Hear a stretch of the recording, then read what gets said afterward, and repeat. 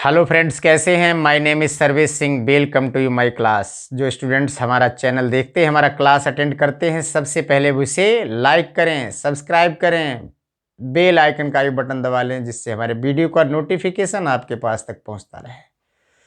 तो ध्यान दीजिएगा, इंटरमीडिएट के स्टूडेंट्स, उनके लिए मोस्ट इम्पॉर्टेंट टॉपिक है ये। क्रैश क्वेश्चन इस तरीके से इंटरमीडिएट वाले स्टूडेंट्स के लिए दिए जा रहे हैं। जो स्टूडेंट्स अभी तक जिन्होंने कुछ भी नहीं पढ़ा है, वो स्टूडेंट्स इन क्वेश्चन के लिए विशेष रूप से ध्यान दीजिएगा। तो आज का टॉपिक क्या है?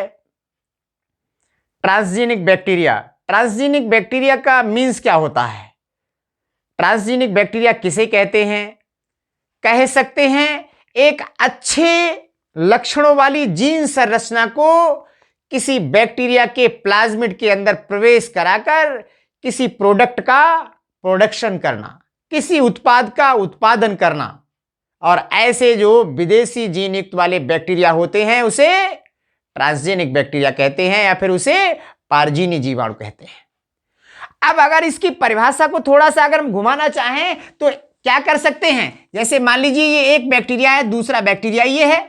इस बैक्टीरिया से जीन की संरचना को निकाला गया और इस दूसरे बैक्टीरिया के अंदर उसे प्रवेश करा दिया गया, इसके प्लाज्मिड के अंदर उसे इंटर करा दिया गया और किसी नए उत्पाद का निर्माण किया गया। ऐसे जो बैक्टीरिया होते हैं, विदेशी जीन युक्त वाले बैक्टीरिया होते हैं, ऐसे बैक्टीरिया के लिए ट्रांसजेनिक बैक्टीरिया कहा जाता है, या फिर उसे पारजीनी बैक्टीरिया कहा जाता है। इस बैक्टीरिया का यूज क्या है? इस बैक्टीरिया के माध्यम से कुछ न कुछ नया प्रोडक्ट तैयार किया जाता है, कुछ न कुछ नया उत्पाद तैयार किया जाता है। जैसे इंसुलिन हार्मोन्स। इंसुलिन हार्मोन्स के लिए कौन सा तैयार किया गया था? Insulin hormones. इंसुलिन हार्मोन्स के लिए तैयार किया गया था। इंसुलिन हार्मोन्स के अंदर दो प्रकार की श्रृंखलाएं होती हैं। कौन कौन सी होती हैं? दो प्रकार की श्रृंखलाएं होती हैं इंसुलिन हार्मोन्स के अंदर। इंसुलिन चैन ए और दूसरी चैन बी। ओके, ये जो मैच्योर इंसुलिन होता है उसके अंदर ये दोनों श्रृंखलाएं पाई जाती हैं, और जो एक प्रो इंसुलिन होता है ह्यूमन बीइंग्स के अंदर, उसके अंदर एक चैन और पाई जाती है जिसे सी चैन भी कहा जाता है, जिसे सी चैन कहा जाता है। ये जो चैन ए और चैन बी होती हैं, इस चैन के लिए पॉलीपेप्टाइड श्रृंखलाएं भी कहा जाता है। और ये दोनों प्रकार की श्रृंखलाएं या चेन्स कह सकते हैं डाइसल्फाइड बॉन्ड्स के माध्यम से कनेक्ट होती हैं। डाइसल्फाइड बंधों के माध्यम से ये जुड़ी होती हैं, जिससे एक इंसुलिन का निर्माण होता है। ओके, अब इस तरीके से डीएनए की संरचना के लिए निकाला गया, सेपरेट किया गया, और विशेष डीएनए की संरचना को निकाला गया और एक ई कोलाई बैक्टीरिया के प्लाज्मिड में उसे प्रवेश कराया गया।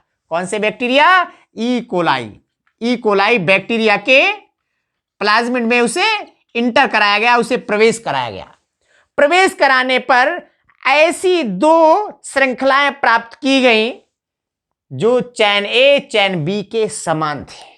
अब उन दोनों श्रृंखलाओं को, एक तो चैन ए और दूसरी चैन बी, दोनों श्रृंखलाओं के लिए डाइसल्फाइड बंध के माध्यम से उन्हें कनेक्ट कर दिया गया, उन्हें जोड़ दिया गया।